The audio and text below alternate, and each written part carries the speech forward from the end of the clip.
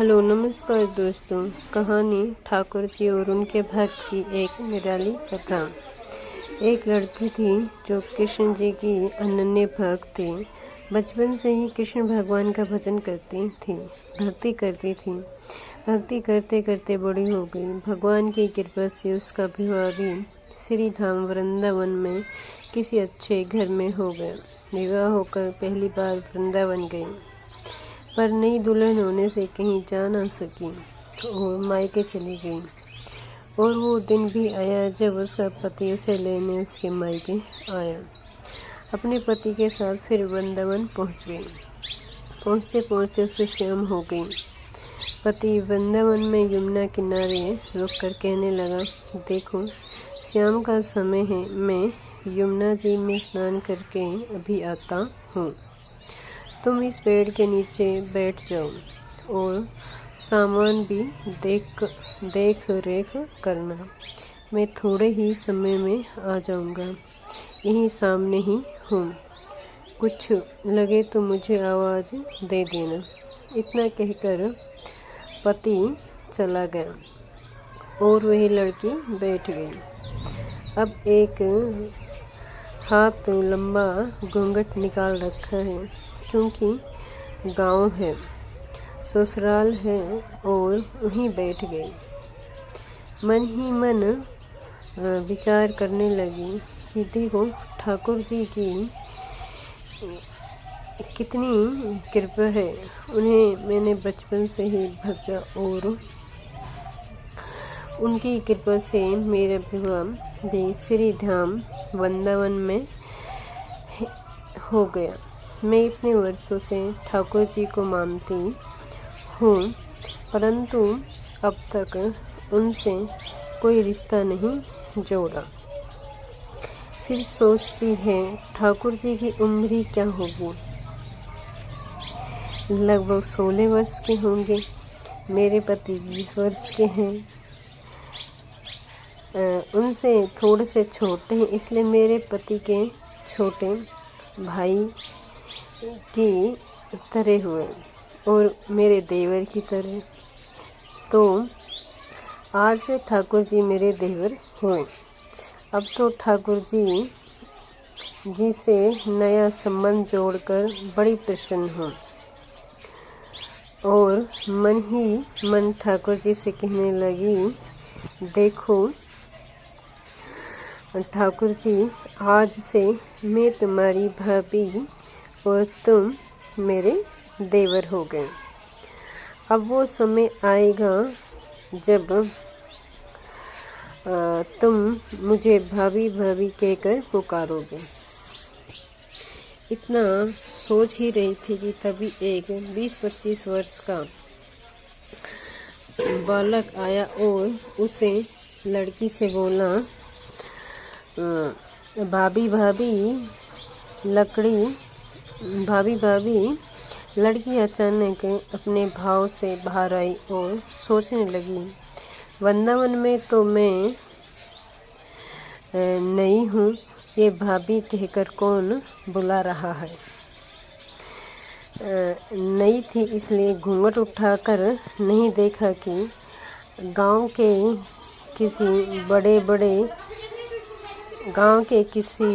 बड़े बूढ़े ने देख लिया तो बड़ी बदनामी होगी। अब वह बालक बार बार कहता है, पर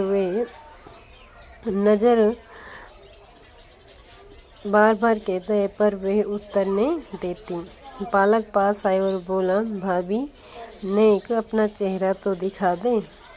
अब वह सोचने लगी, अरे ये बालक तो बड़ी जिद कर रहा है, इसलिए कस के घूंघट पकड़कर बैठ गई कि कहीं घूंघट उठाकर देख न ले। लेकिन उस बालक ने जबरदस्ती घूंघट उठाकर चेहरा देखा और भाग गया। थोड़ी देर में उसका पति आ गया। उसने सारी बात अपने पति से कही। पति ने कहा, तुमने मुझे आवाज़ क्यों नहीं दी? लड़की बोली, वह तो इतने में भाग ही गया। पति बोला, चिंता मत करो, वृंदावन बहुत बड़ा थोड़ी ही है। कभी किसी गली में खेलता मिल गया तो हड्डी बसली एक कर दूंगा, फिर कभी ऐसा नहीं कर सकेगा। तुम जहाँ भी दिखे मुझे ज़रूर बताना। फिर दोनों घर गए। कुछ दिन बाद उसकी सास ने अपने बेटे से कहा, बेटा देख, तेरा विवाह हो गया, बहू मायके से भी आ गई, पर तुम दोनों अभी तक बांके बिहारी जी के दर्शन के लिए नहीं गए। कल जाकर बहू को दर्शन कराकर लाना। अब अगले दिन दोनों पति पत्नी ठाकुर जी के दर्शन करने के लिए मंदिर जाते हैं। मंदिर में बहुत भीड़ थी।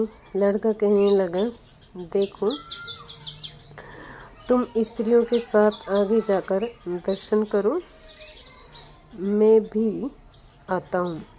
अब ये आगे गई पर घूंघट